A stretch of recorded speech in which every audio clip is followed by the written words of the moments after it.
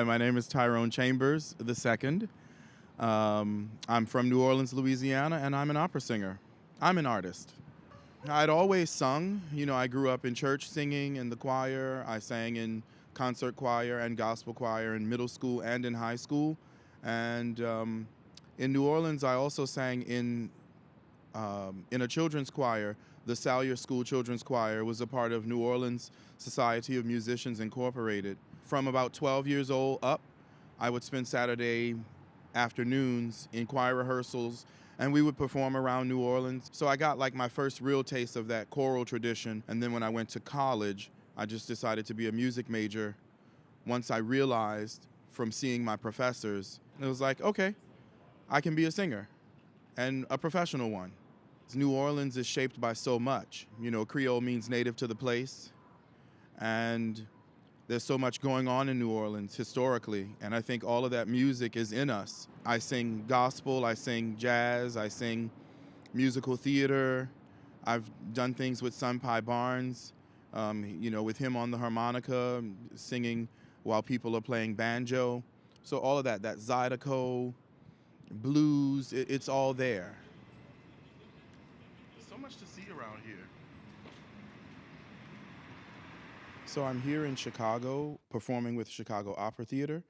We just had our second of 3 performances last night, and we do our final show tomorrow. It's the world premiere of Quamino's Map by Erilyn Wallen. The first show I did with them was also a world premiere. It was Freedom Ride, written by Dan Shore, who was professor at Xavier University for many years, and he began to write that opera in New Orleans. It's a New Orleans-inspired story based on true events, a part of the civil rights history, a part of Xavier's history, and New Orleans history. And it's very nice that COT has allowed us to sort of film inside of the beautiful Studebaker Theater, but also thanks to the Fine Arts Building, because that's where Studebaker Theater is housed. This is quite an old building. The elevators are still man-operated. And so we're in a pretty historic place. Okay, a typical week in my life, the life of an artist, a traveling artist, as I sort of think of myself as a troubadour these days. Il Trovatore.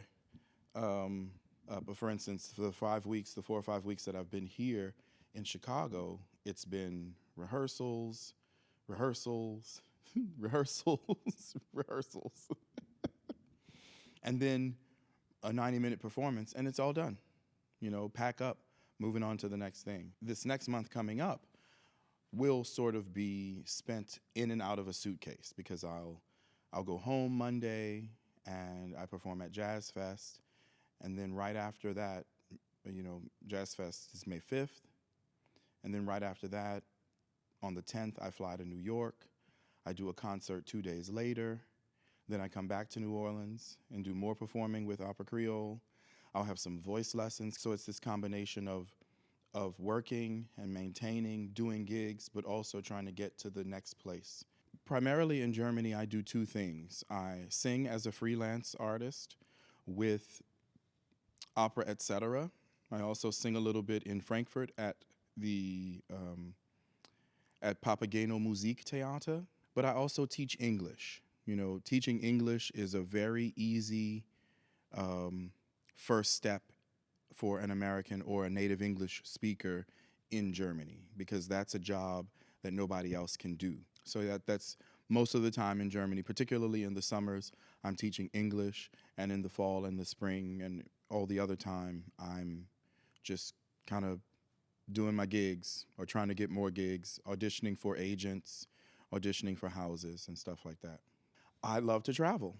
I love to get to see parts of the world where I've never been, or even just parts of my own country.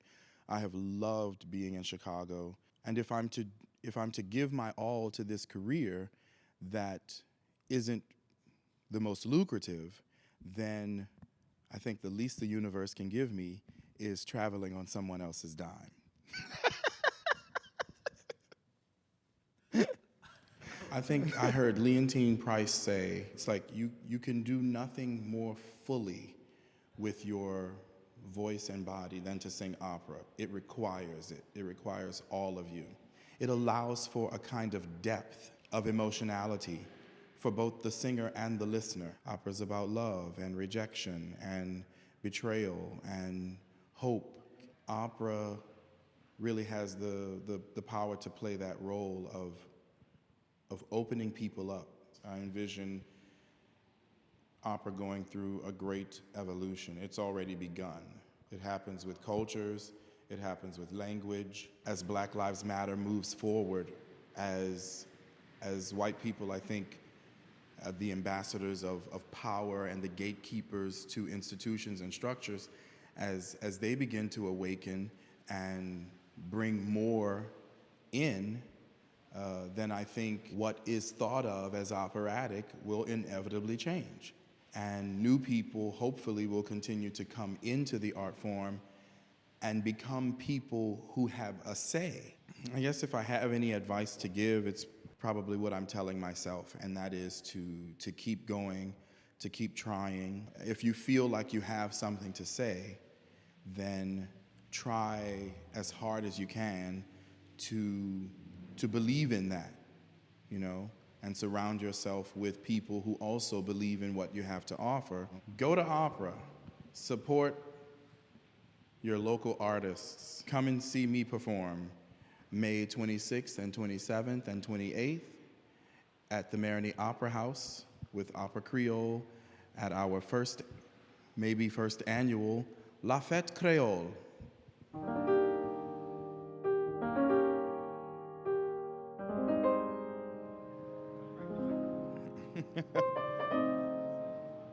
Do like those competition singers. Oh, souffle. Lift the mic up.